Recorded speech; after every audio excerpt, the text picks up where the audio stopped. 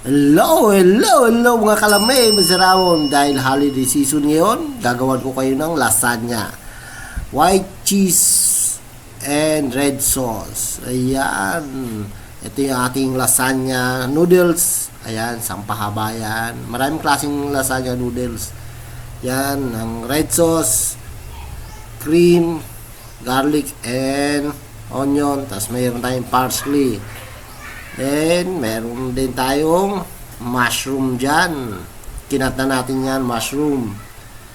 Then, may tatlong keso tayo dito. Mozzarella, gourmet cheese, and parmesan. Ayan.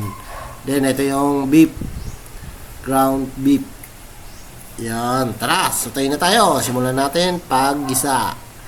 Kaya na tayo ng oil. Yan, may mekos-mekos na natin yan dyan. Pinagsabay na natin yung garlic tsaka onion kasi saglit lang yan. Lalagay na natin yung ano dyan. Ground beef. Ayan. Hindi na natin antayin mag golden brown yung garlic. Yan, okay na yan. Lagay na natin yung mushroom. Yan. Mushroom man, saglit din natin lulutuin yan. Kasi syempre, i-oven pa natin yan, maluluto din yan.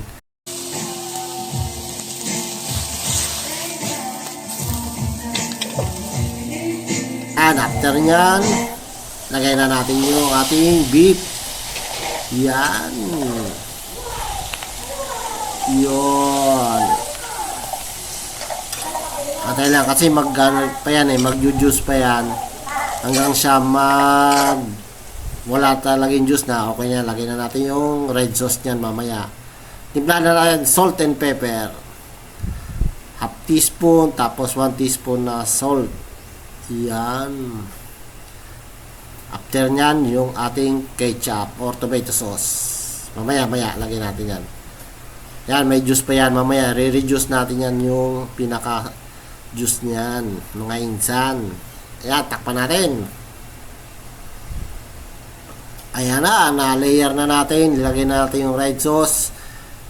Huli na natin yung ating white sauce na may kasabang keso. Ayan, mozzarella, gourmet cheese, and parmesan. Ayan.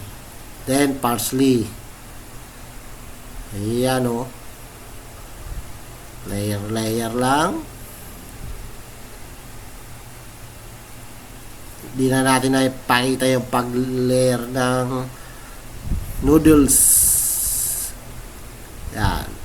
Okay na yan. Pinaka-top yan, yung pinaka-white cream sauce. Kasama na yung mga keso dyan. Para pag nag-melt, okay, halo-halo na lahat yan dyan. Yun. Ya, pag naluto yan, yummy na yan, mga insan. Yan, makikita nyo yung bubo. Ayan yung mozzarella cheese. Yan, pag nag-melt yan, okay na yan, mga insan. Yun. May parsley na yan, maya lalagyan ulit natin parsley yan, parang garnish. Lalagyan natin bawat gilid. Yan. Tapos, i-oven na natin yan. Yan yung parsley. Pero yan, lagay natin sa oven. Nasa 250 degree Fahrenheit yan. O, makikita yung sa ibabaw dyan ay golden brown o sunog na ng konti. Reduce ng heat tayo. Babaan natin temperature. Yun. Yan, nakasalang na siya.